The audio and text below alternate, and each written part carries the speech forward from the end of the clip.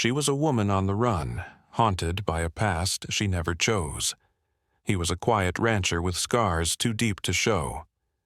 Neither of them was looking for love. But when their broken paths crossed in Snowfield Valley, something unexpected began to bloom. Stay with us, because this isn't just a story about healing. It's about the kind of love that rebuilds everything. Clara Monroe staggered into Snowfield Valley under a bruised December sky, her breath ragged and heart hammering, as if it might burst from her chest at any moment. She had come seeking refuge from nightmares that stalked her every waking hour, nightmares born of a past she could never fully escape.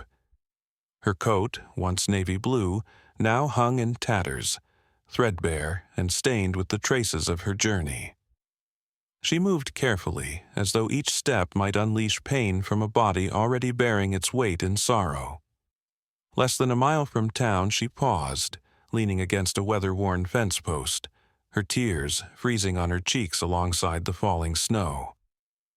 Jack Delaney, a man whose name was whispered among ranchers for both his kindness and his scars, spotted her from a distance.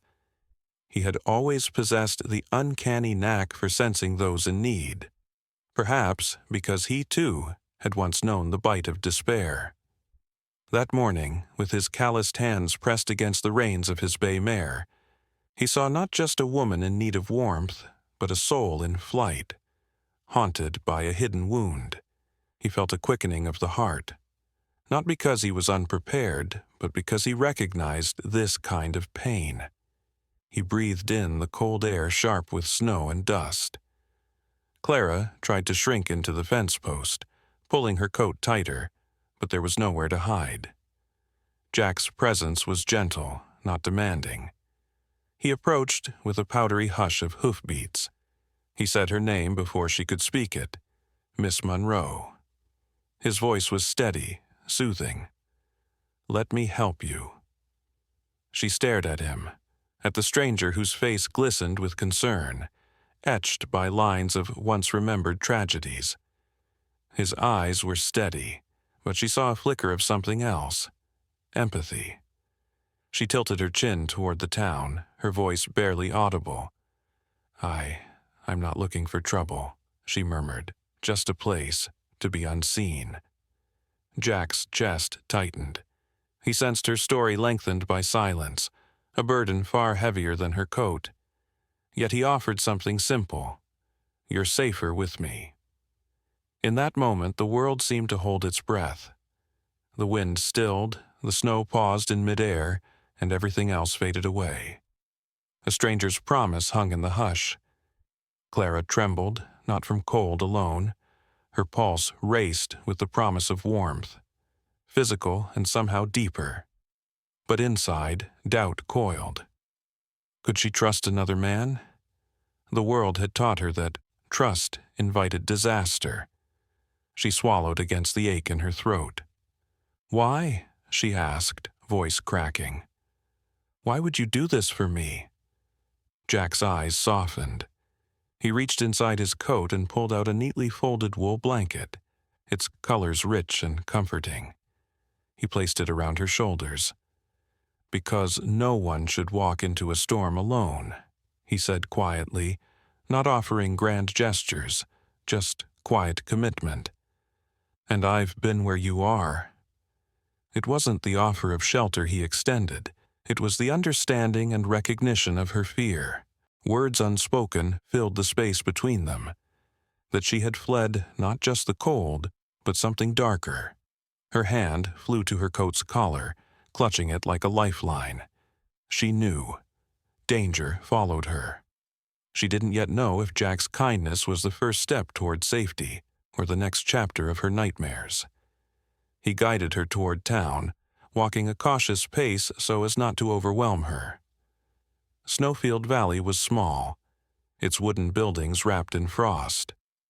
The main street was quiet at this hour, the inn and general store not yet open. Each footstep in the snow sounded delicate, fragile. Clara's mind raced. Was this how trust began? By walking into the unknown, hand shaken, breath cold, heart unsteadied? Jack finally paused before the Blue Ridge Inn, its lanterns glowing warmly against the white expanse.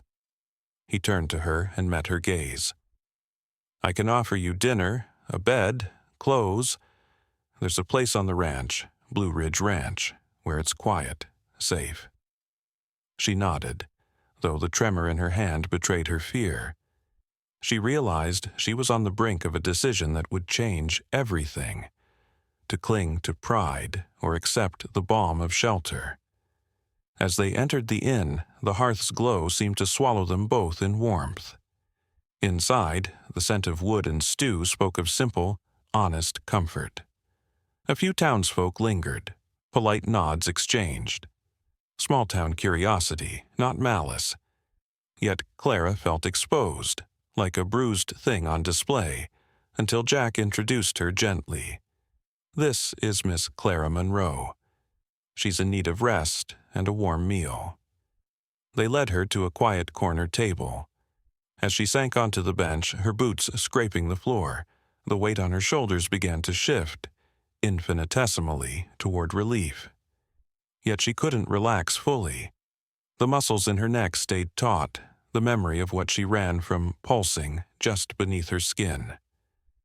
The innkeeper, Mrs. Turner, bustled over with soft eyes and kind words. She placed a bowl of soup before her, and then, without a word, refilled Jack's cup of coffee. Jack said something low and comforting, no platitudes, just subtle kindness. Clara breathed, tasting the broth, feeling the warmth creep into her chest. For perhaps the first time in months, she let her guard down, just an inch. And in that inch, hope flickered. In the coming days, she would come to learn the depth of Jack's kindness, the scarred strength he possessed. But for now, in this inn's glow, one wounded woman found a beginning, a fragile candle of trust, lit in the midst of a gathering storm. Her story had only just begun, unfolding between the generosity of a stranger and the quiet courage of a woman who dared to accept help. The scarred rancher had extended love she never dreamed she could receive. And as the snow continued to fall outside, Clara realized that sometimes giving up pride was the bravest thing you could do. The morning sun crept slowly across the windows of the Blue Ridge Inn, and Clara Monroe stirred under its gentle glow. But it wasn't the warmth of daylight alone that had her heart beating a little faster. It was the quiet hush of a sanctuary still unfamiliar to her wounded soul. Healing, she would soon learn, wasn't only about rest. It was about unraveling the hidden scars stitched into the fabric of her being. Wounds that didn't bleed, yet burned with a pain deeper than any cold or bruise.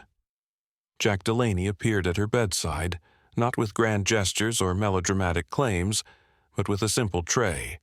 Hot oatmeal and herbal tea, warmed just enough to soothe her weary body.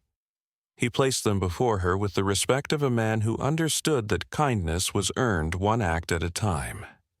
She offered a fragile smile, mindful of her pride, once her armor, now melted away by desperation.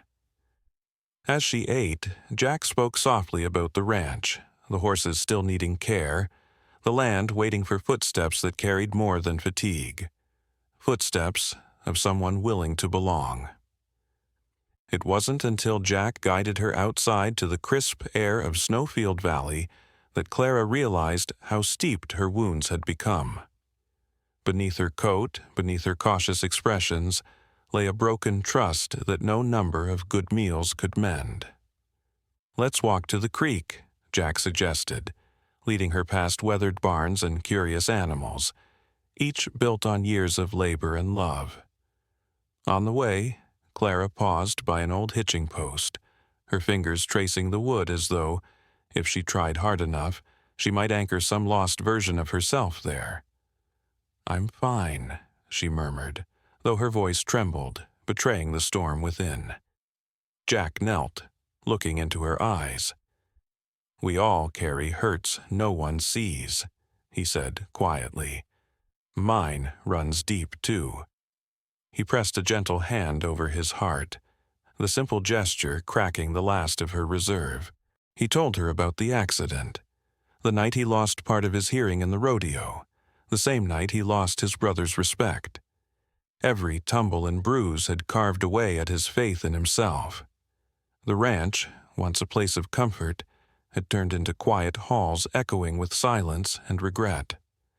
The scars he wore didn't show, but they shaped his days. Clara listened, her defenses softening.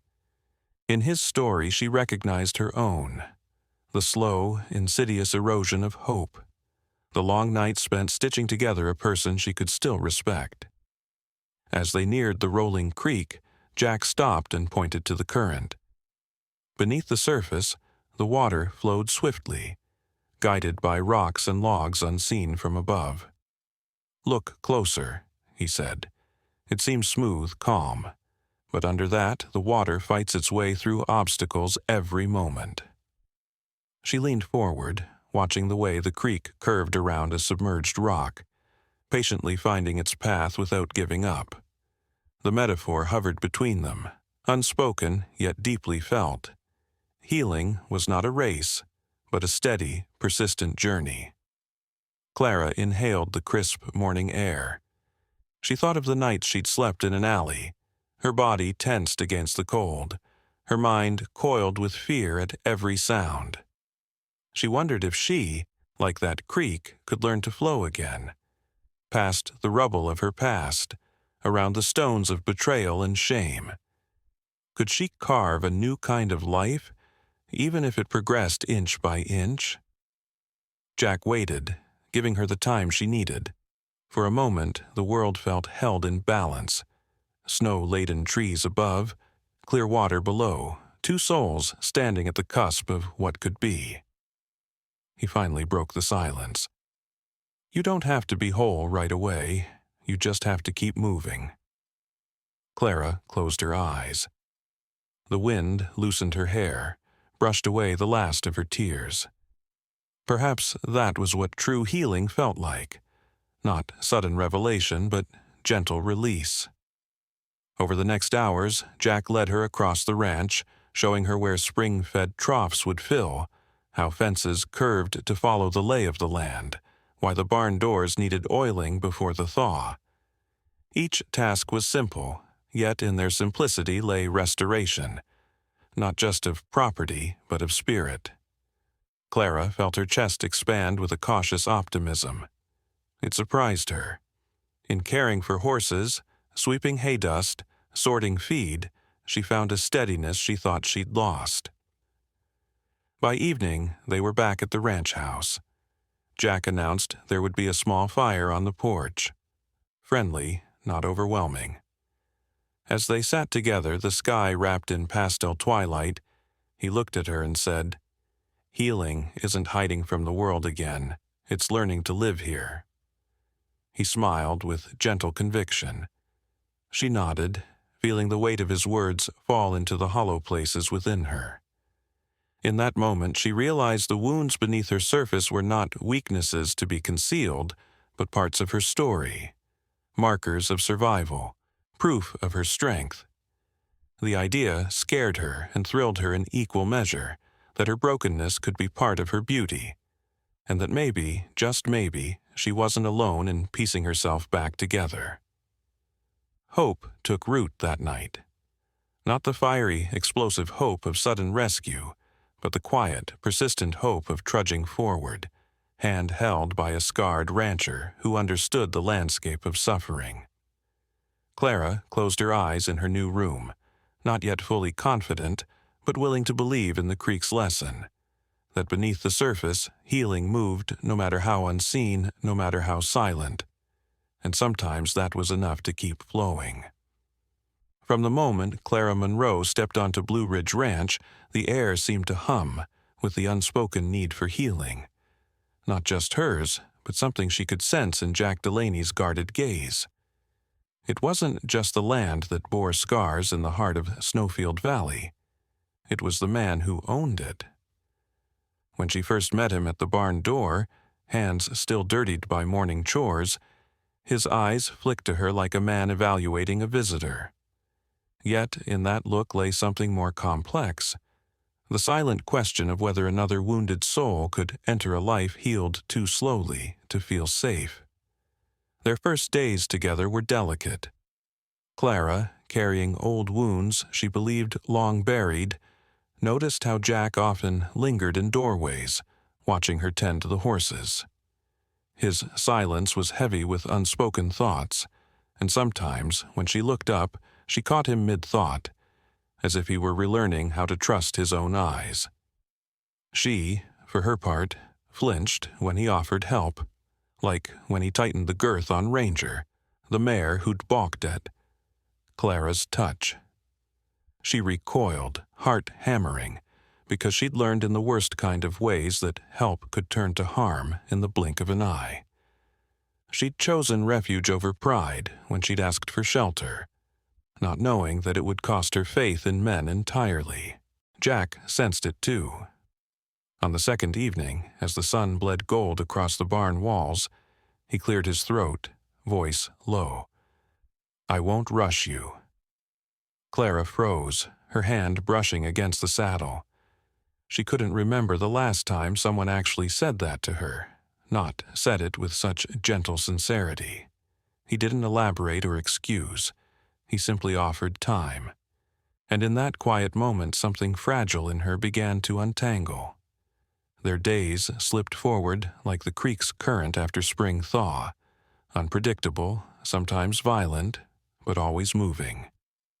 Jack taught her to mend fences, where to pound the post to give it strength, where to let the space breathe. And each time Clara steadied the hammer, Jack was there, not hovering but beside her, eyes attentive, trust unspoken yet evident. She noticed he never pulled away when her fingers brushed against his arm. Instead, he let the warmth settle between them. It was a small thing, but for two people hardened by life's cruelties, it felt seismic. There was one afternoon when Clara found Jack at the corral, clothes smeared with mud, head bowed over a broken fence board. She slipped the replacement plank into place and stood back without speaking. Jack looked up and offered her a small, honest smile. No pride, no performance. Clara realized then that he, too, carried wounds beneath the surface. She asked softly about his silence, about the burden she saw in his shoulders. For a moment he held her gaze, then sighed and told her about his wife, Elise, lost in a bitter prairie winter 4 years ago. The grief hadn't broken him. He'd built walls. Those walls had kept him alive and alone. Clara's voice nearly faltered when she responded with her own confession, how a past betrayal had forced her to leave everything she loved.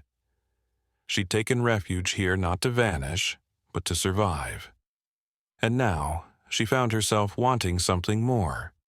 Someone she could tell everything, someone who might not judge her for the holes in her past. Their words shook the air between them like the crack of a distant thunderstorm, startling but charged with untold possibility. In the weeks that followed, their bond deepened in quiet ways. Over evening coffee on the porch, they shared small details. The taste of Clara's childhood cinnamon rolls, the lullaby Jack's mother sang before dawn. She taught him a folk tune on the old guitar leaning against the house. He, in turn, led her on horseback through secret trails, where the forest opened onto a hidden waterfall. In the spray of those falls they found something neither had dared to hope for. Laughter that didn't feel forced. Touch that didn't sting with past betrayal. Yet trust doesn't grow in sunshine alone. One cloudy morning, a letter arrived from Clara's former employer, accusing her of negligence. A lie. She froze, past panic rising in her throat. Jack stood beside her as she opened it, his hand steadying hers. All she heard was the echo of loss and accusation, the fear of being hunted again. But instead of turning away, he took her into the barn, locked the door behind them, and held her as tears came unbidden. "Not here," he whispered, "not with me." In that embrace, she realized trust wasn't about guarantees. It was about the choice to stay, to stand together even when the world threatened to swallow them. By the end of that week, Jack had traveled to Cheyenne to meet Clara's accusers, but he didn't act as a harsh defender. He simply presented who she was, reliable, caring, and courageous. When he returned, he brought her news. The accusation was withdrawn. Clara felt the sudden swell of relief, of protection. Less for herself now, and more for the man who'd chosen to defend her, not out of obligation, but because she mattered. Trust, they discovered, wasn't a thing you earn overnight. It was something you grew together, day by day, plank by plank, story by story. They learned to lean into silence without fear, to share imperfections without shame, to stand in each other's quiet strength. When they stood at the creek one day, 2 months into their healing, they saw the water splitting around a fallen log, flowing, finding its path, refusing to be stopped. Clara whispered, "We're like that." Jack nodded, tears glistening at the corners of his eyes, a rare sign he was letting himself feel. "We are." They didn't promise forever, not yet, but they each chose again and again to trust. A slow cadence of faith, respect, love. In the end, the scars beneath the surface didn't vanish.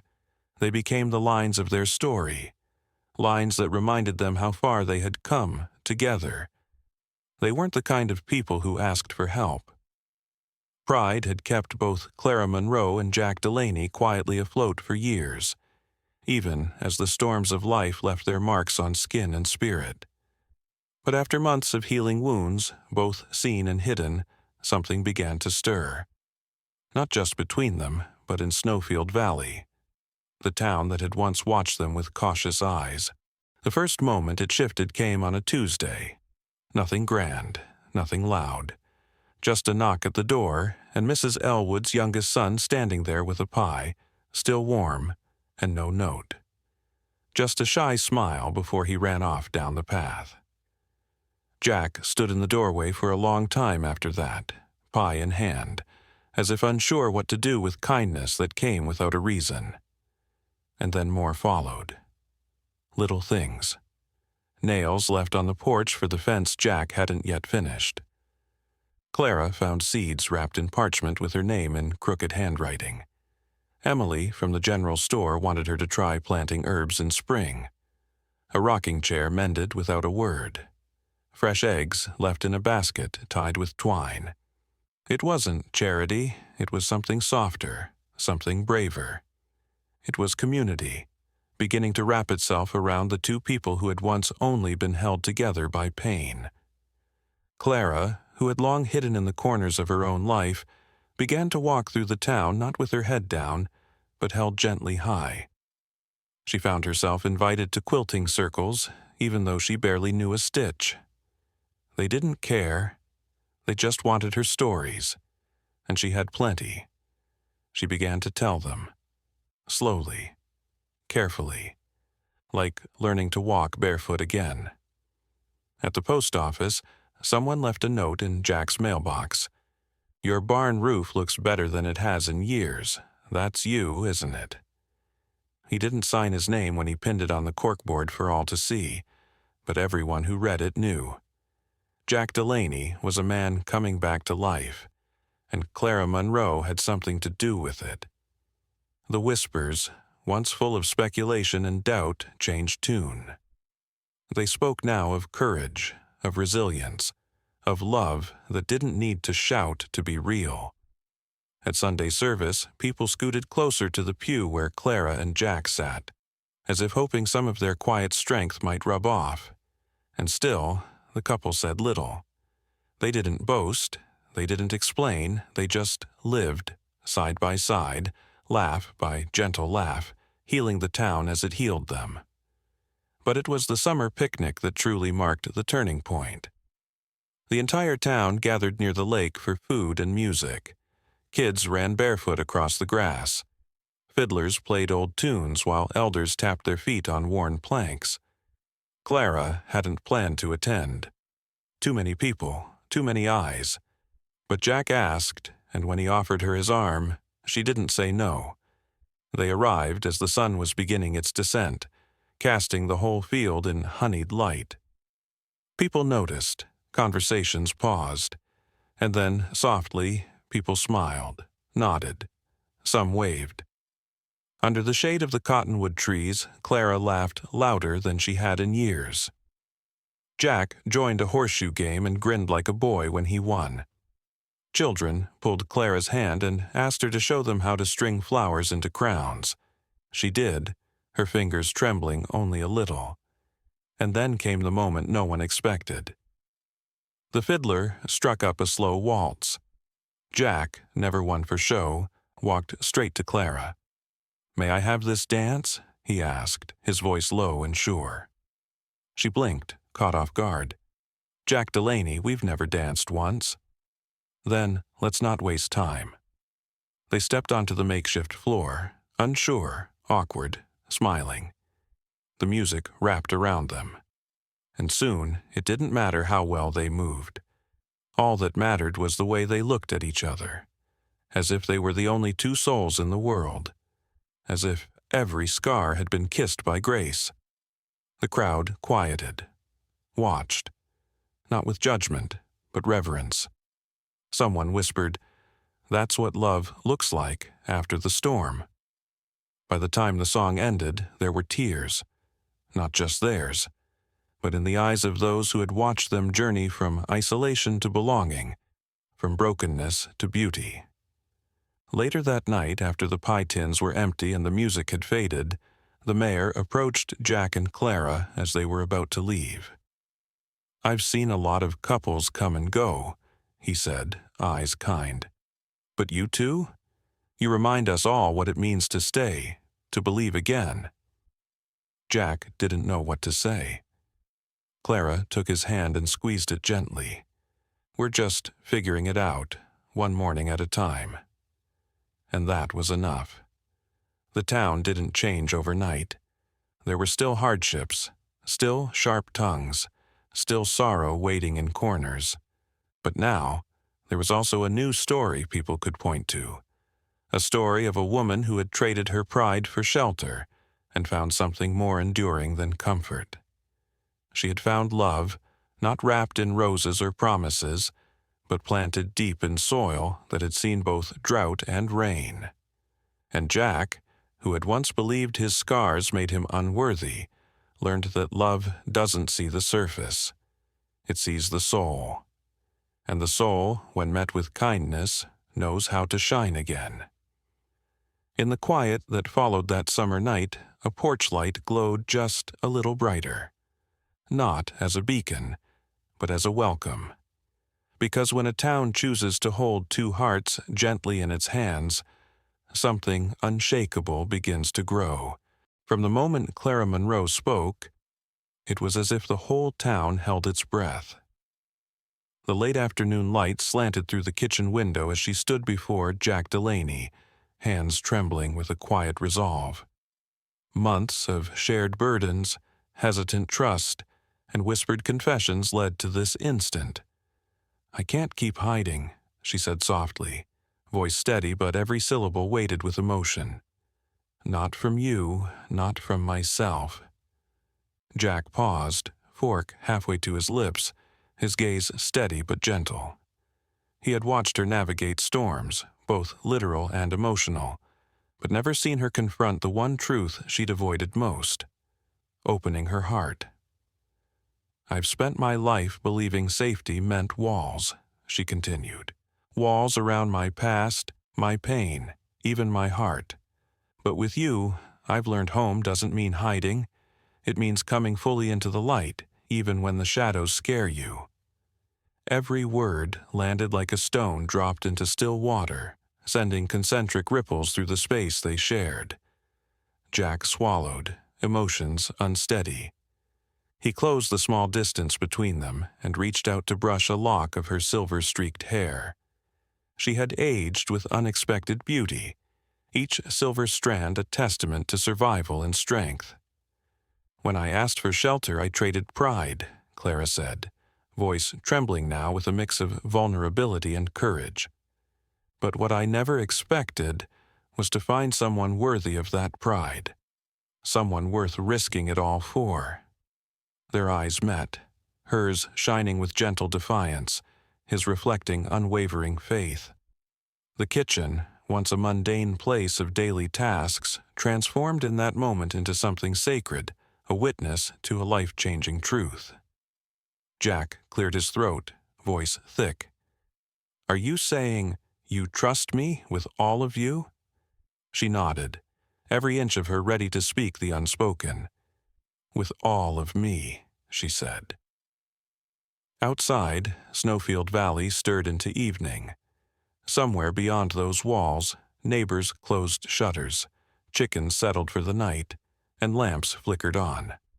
But within that warm kitchen, time seemed to pause, making space for two souls finally free to claim what they had found in one another. Their embrace wasn't dramatic or exaggerated. It was a simple, steady melding of hearts. In that silent hug, they let go of remnants of fear, Clara's fear of exposure, Jack's fear of losing her, and embraced the promise of trusting fully. That night, the town would buzz with whispered wonder. But Clara and Jack didn't notice. They moved through the darkness together toward the front porch, leaning into shared warmth rather than solitude. A few neighbors passing by paused, peeking in as if the world had tilted on its axis. They saw a woman shining with reclaimed dignity, a rancher softened by the woman he loved.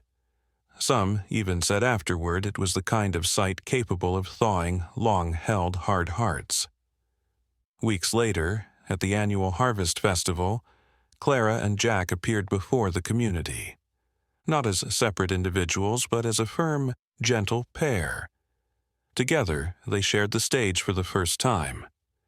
Jack introduced Clara not only as his partner, but as the person who had helped him see that life was meant to be shared, not merely endured.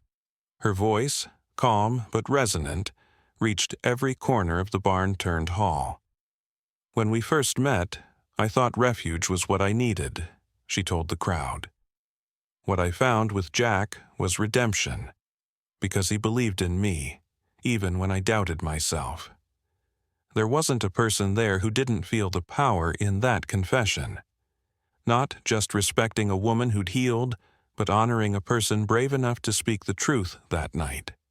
Of pride traded for courage, of love found in unexpected places." From that day forward, Clara's words echoed through Snowfield Valley. A neighbor who had lost her husband found comfort in Clara's story. A young man struggling with his own burdens found hope in Jack and Clara's gentle partnership. The old miller started watering his roses again. A teacher introduced new lessons on kindness and resilience. Their love didn't just change them, it shaped a community. Later that night on the porch, as a breeze carried the scent of hay and stars overhead, Jack whispered, "You saved me the day you gave me your trust." Clara leaned into him. "No," she said softly, "we saved each other." In that shared moment of vulnerability, both of them understood the truth Clara had spoken.